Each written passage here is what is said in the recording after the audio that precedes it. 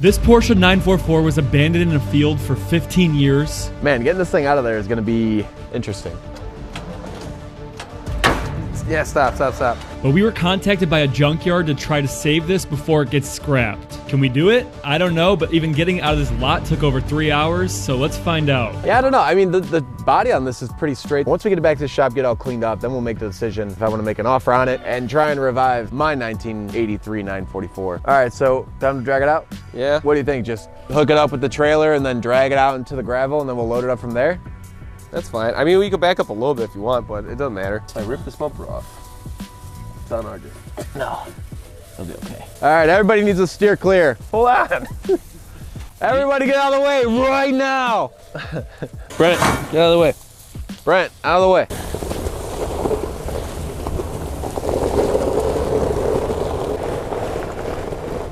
All 4 wheels of this car are locked, all 4 wheels are flat, and we're on gravel. So this is not gonna be too fun to put on the trailer, but let's just hope and pray it goes well. Yeah, stop. So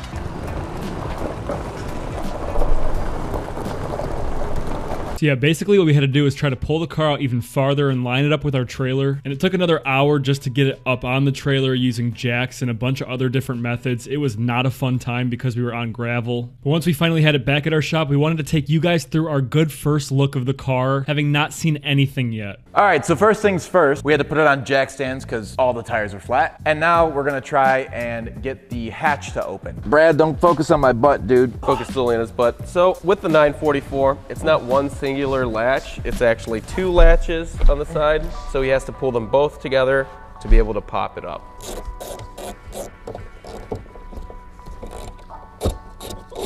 Now pull it. Yeah. Woo. Nothing sucks worse than when we start the day and we're trying to make some progress on the car. We already know half the day is going to be spent opening parts of the car or taking out the seats. It extends the whole entire detail process by 150%. Yeah. No. Oh, okay. Hey, woohoo. Nice job, dude. The steering wheel's in good shape after it gets cleaned up. I mean, it definitely has some redeeming qualities, but we have to check the engine next because that's what I'm the most interested in because mine is seized. So 3 years ago, I bought a 1983 Porsche 944 and I bought it sight unseen. Sure enough, blown motor. So our hopes for this car, I have the opportunity to buy it. If the engine spins and the interior checks out, I think this is gonna be the perfect donut car for my 944. Oh, that's stiff. Well, that's dirty. It looks cleaner than mine, actually. I mean, not with all the dirt here and whatnot, but let's put a socket on the hub and see if we can get it to spin at all. Oh my gosh. Hey. Wow, it moves pretty nicely, actually. That's good. I think one of these other pulleys are locked up, but the engine spins freely. Whoa, we got Brent in the house. Brent. Brent, what do you think? We pull this motor out and put it in his 944? Sure. Well, Brent, our main mechanic here, says that it's a good idea, so we're gonna go with that. Brent went to Little Tykes mechanic school. He worked on those little red cars with the yellow roof. And Tonka trucks. Tonka trucks too, man. Yep. And he's known as a Lego builder aficionado as well. All right, let's vacuum this guy out. So now what we're gonna do is vacuum up everything out of the engine bay and out of the jams. That way we can keep cleaning the car, but before we did that, we also put power to it, but you'll see that in a little bit. But for the question of the video, leave your answers in the comments below. This car is gold, and I know not everybody loves the color gold on cars. So do you guys like it or do you dislike it? And then also, what is your favorite color of car? Leave a comment below.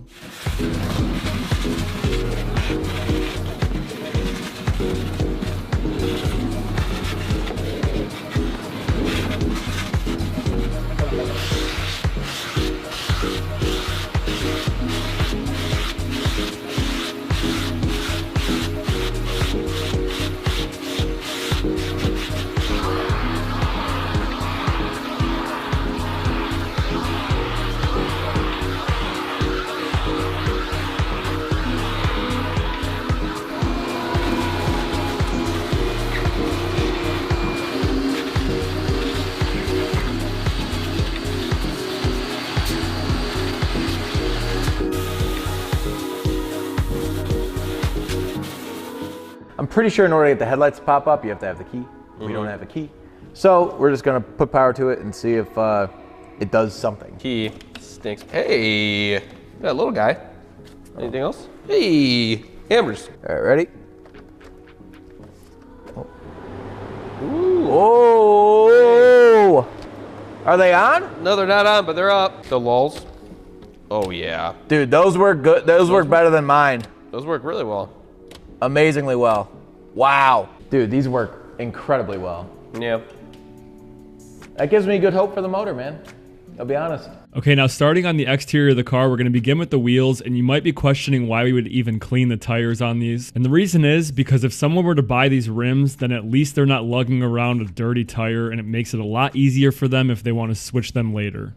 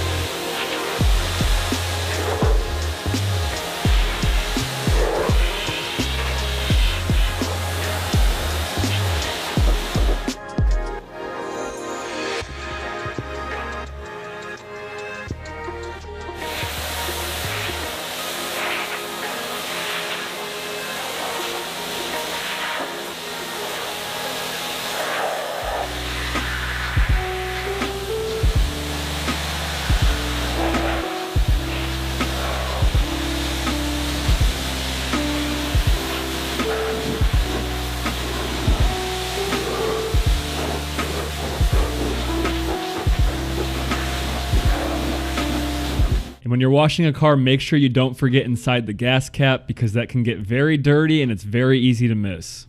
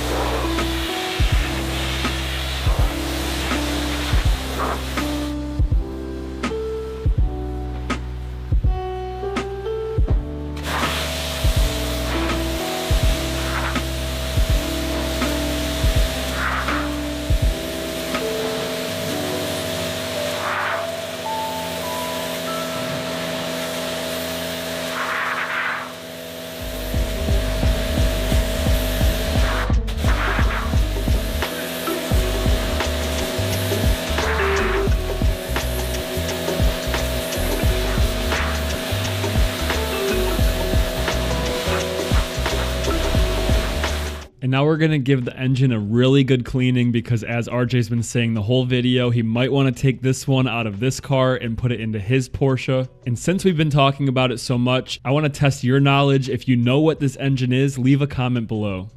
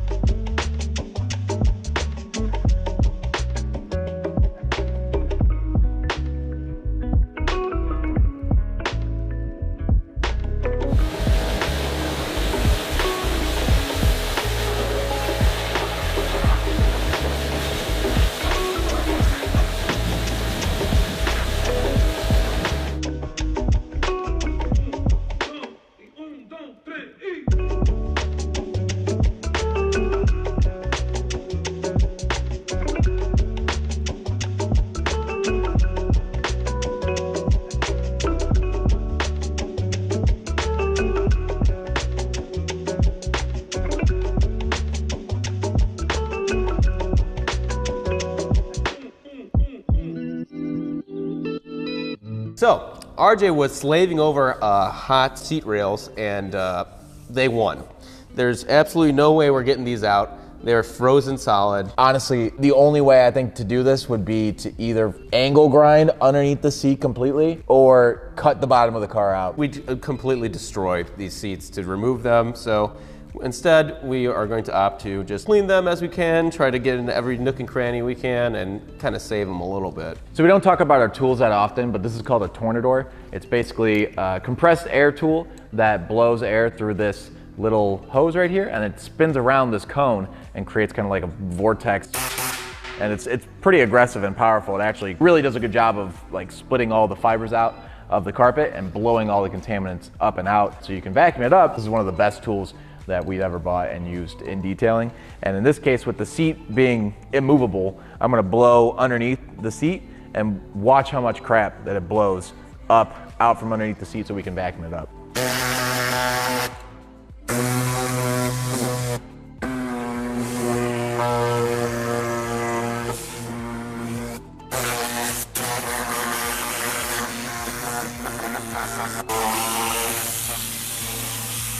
See how good that works? We would have had to get a vacuum tip under there and every little crack and crevice, but we can just use this and blow it out. We don't show us using this often because the seats are always out, so it's easier just to vacuum all the contaminants up instead of blowing it all around the car. But when we don't have that capability, this is a great tool.